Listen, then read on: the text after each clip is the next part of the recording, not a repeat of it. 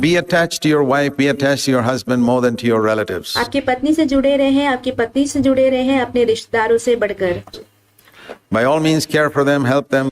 हर तरीके से उनका ध्यान रखें, उनकी मदद करें। But remember Jesus, for 30 years he was at home. आप यीशु को याद कीजिए, 30 वर्षों तक यीशु घर में थे।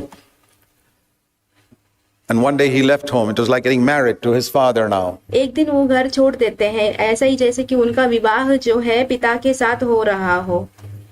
And then when his mother came in the marriage of Cana, फिर उनकी माता जो है काना की विवाह में आती है। he said, "Woman, what have I got to do with you?" प्रभु कहते हैं कि स्त्री, मुझे तुझसे क्या काम है। His mother was absolutely shocked. उसकी माता जो है बहुत ही चकित हो गई वहां। Is this the one who always said, yes, mommy, yes, mommy, yes, mommy for 30 years? क्या यही वही है जिसने 30 वर्षों तक हाँ माँ हाँ माँ हाँ माँ कहा था? Now turning around and saying, "Woman, what have I to do with you?" अब पीछे मुड़कर कह रहा है कि हे स्त्री, मुझे तुझसे क्या काम है? Jesus is our example. यीशु हमारे उदाहरण हैं। You can't be more spiritual than Jesus. आप यीशु से ज्यादा तो आत्मिक नहीं हो सकते। Put God first. परमेश्वर को प्रथम रखिए। You'll have a very happy marriage if you obey His laws. अगर आप परमेश्वर की आज्ञाओं का पालन करेंगे तो आपका वैवाहिक जीवन बहुत ही खुशहाल होगा। In Genesis chapter 1, before Genesis chapter 2, the earlier part of Genesis chapter 2, you see that God made Adam and Eve separately. उत्पत्ति की किताब पहले अध्याय में, दूसरे अध्याय से पहले हम देखते हैं कि परमेश्वर ने आदम और हव्वा को अलग अलग बनाया। He could have made them together. He could have made two lumps of mud, made two man and woman, and breathed into both of them. Immediately they see each other. परमेश्वर उन्हें एक साथ बना सकते थे, मिट्टी के दो ढेर लेकर उसे एक पुरुष और एक स्त्री बनाकर उनके नाक में श्वास फूंककर वो एक दूसरे को पहले से ही देख लेते थे। Why didn't He do it like that? परमेश्वर ने ऐसा क्यों नहीं किया? He made Adam all alone. परमेश्वर ने आदम को एकदम अकेले बनाया। And you know, He made Eve some hours later. और आप जानते हैं परमेश्वर ने हव्वा को कुछ घंटों के बाद बनाया। Because Adam, after he was made, he had to name all the animals and birds. क्योंकि आदम बनाए जाने के बाद वो जितनी भी पक्षियां और जानवरें थी उनका नाम उसको रखना था। Can you imagine how long that took? क्या आप इस बात की कल्पना कर सकते हैं कि उसको कितनी देरी लगी होगी? I mean, he must have done it at a pretty high speed because he was such an intelligent man. उसने बहुत ही जल्दी जल्दी ये सारे कार्यों को किए होंगे क्योंकि बहुत ही बुद्धिमान व्यक्ति था वो। But still, it took some hours. फिर भी उससे कुछ घंटे लगे। It's only after that Eve was created. उसके बाद ही हव्वा रची गई।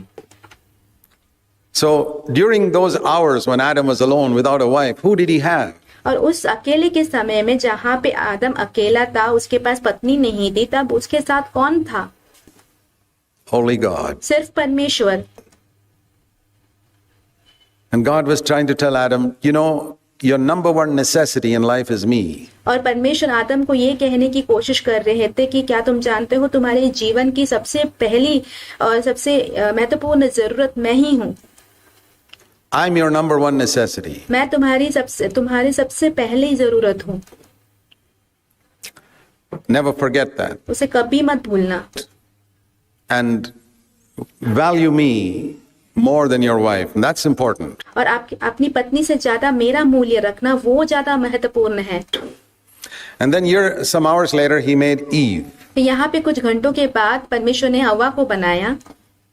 And she was also alone और वो भी अकेली थी with him, परमेश्वर के साथ, with God for some time before God took her to Adam and said, she never even knew there's such a person called Adam. आदम के पास परमेश्वर ने उसे ले जाने से पहले वो अकेली थी, उसे पता भी नहीं था कि आदम जैसा कोई व्यक्ति है भी। So the lesson we learned from that is God wants to have a personal relationship with you. इससे हमें ये सीख मिलती है कि परमेश्वर आपसे एक व्यक्तिगत रिश्ते में रहना चाहते हैं। The first thing in the morning he wants to meet with you before you meet your wife. सबसे पहले परमेश्वर आप अपने पत्नी से मिलने से पहले चाहते हैं कि आप उनसे परमेश्वर से मिलें। First thing in the morning, sisters, he wants to meet with you before you meet your husband. सबसे पहले सुबह बहनों परमेश्वर आपसे मिलना चाहते हैं, आप अपने पति से मिलने से पहले।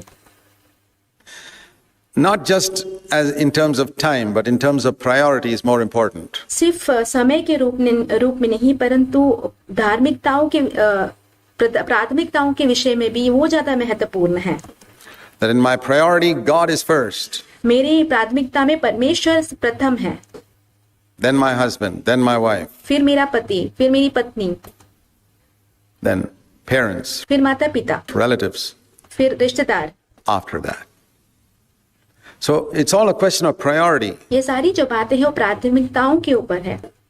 You know, we don't put the roof underneath and the foundation on top. हम कभी भी जो है छत को नीचे रखकर नींव को ऊपर नहीं डालते हैं, Don't do that. हम ऐसा नहीं करते।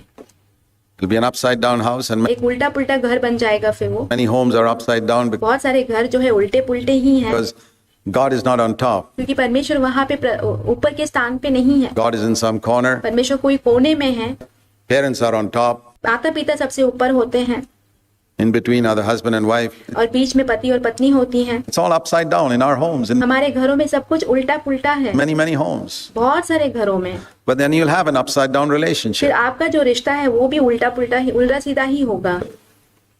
But if you follow God's laws of building the home, it's like building a house, put the foundation underneath and the roof on top. पर आप अगर परमेश्वर की आज्ञाओं का पालन करेंगे, जैसे कि कोई घर को बनाया जाता है और उससे उसके लिए नींव को नीचे रखेंगे और छत को ऊपर रखेंगे।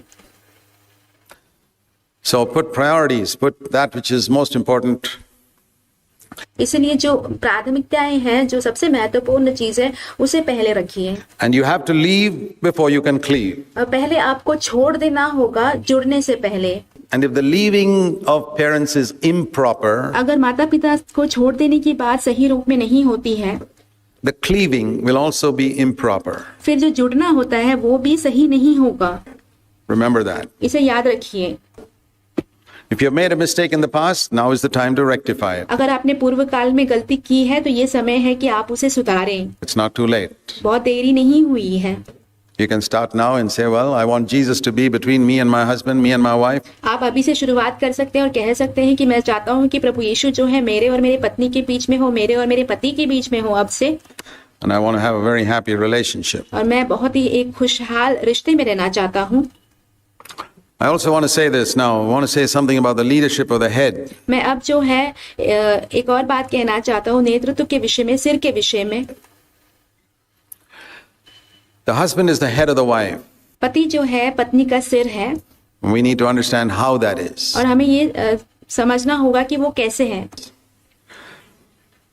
Like someone has said, God took Eve from a rib from Adam's side, जैसे किसी ने कहा कि परमेश्वर ने हवा को जो है आदम के पसली के बाजू में से निकाला, not from his head, not from a bone in his head to rule over him, उसके सर में से कोई हड्डी नहीं निकाली ताकि वो उसके ऊपर राज करे, not from a bone in his feet so that he rules over her, उसके पैर की हड्डी से नहीं निकाली गई ताकि पति जो है पत्नी के ऊपर राज करे, but from a rib from his side, though, that so that she will be close to his side. उसके पसली के बाजू से निकाला गया क्योंकि पत्नी जो है उसके बहुत करीब हो, Close to his heart, उसके हृदय के करीब हो, equal to him. उसके समानता में हो। And yet he is the head. फिर भी वही सिर है। How is he the head? वो सिर कैसे है फिर? Please turn to 1 Corinthians chapter 11. मेरे साथ चलिए पहला कुरिन्थियों उसके 11वें अध्याय में। If you want to understand the headship of the husband, अगर आप जो है पति के नेतृत्व के विषय में समझना चाहते हैं, you have got to get rid of Indian culture from your mind. आपको जो है अपने दिमाग से जो है भारत की संस्कृति को निकाल देना होगा। And I'll tell you, that is much more difficult than you think. और मैं आपसे कहता हूँ, आप जितना सोच रहे हैं उससे वो कहीं ज्यादा कठिन बात है। It's not easy to get rid of our culture.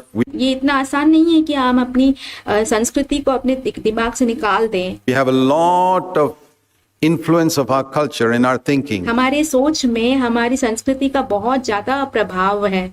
And I tell you, that's what will destroy your marriage. और मैं आपसे कहता हूँ ये आपके वैवाहिक जीवन को बर्बाद कर देगा। Maybe you've seen your parents, how they're related to each other. हो सकता है कि आपने अपने माता पिता को देखा होगा कि उनका रिश्ता कैसा था। Please don't follow them. कृपा कर उनका अनुकरण ना करें। One of the great areas where I tell our generation of people not to follow your parents. एक सबसे बड़ा क्षेत्र जहाँ पे इस पीढ़ी के लोगों को मैं कहता हूँ कि अपने माता पिता का अनुकरण नहीं करना है, is particularly in the way you bring up your children. वो खास कर कर उस क्षेत्र में जहाँ पे आप अपने बच्चों को बड़ा करते हैं। Most of you will have to say your dad was not your friend. आप में से अधिकतर लोगों को ये कहना होगा कि आपके जो पिता जो है आपके मित्र नहीं हैं। He was a person to be respected and revered at home, वो but ऐसे एक व्यक्ति हैं जिनका आदर सम्मान किया जाता है घर में, not your friend. आपके मित्र नहीं है।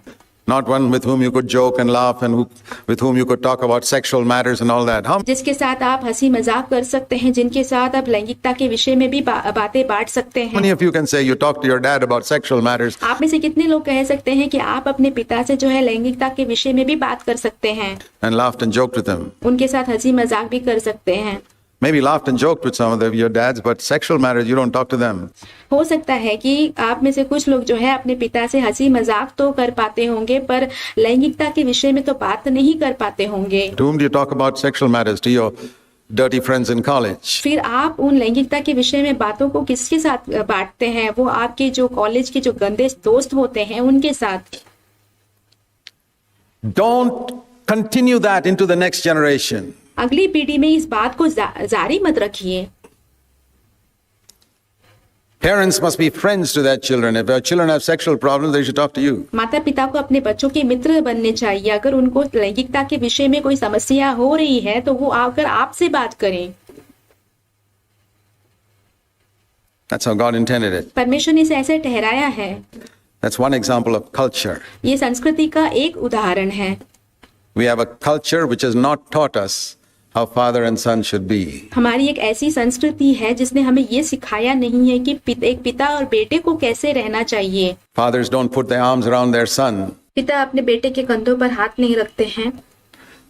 after they are a certain age. They put them around when they're 1-year-old, 2-year-old and all that, but once they जब वो 1 या 2 वर्ष के होते हैं तब तो रखते हैं, पर जैसे ही वो बड़े हो जाते हैं तो नहीं रखते।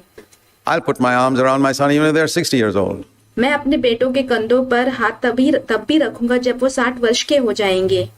Why not? क्यों नहीं?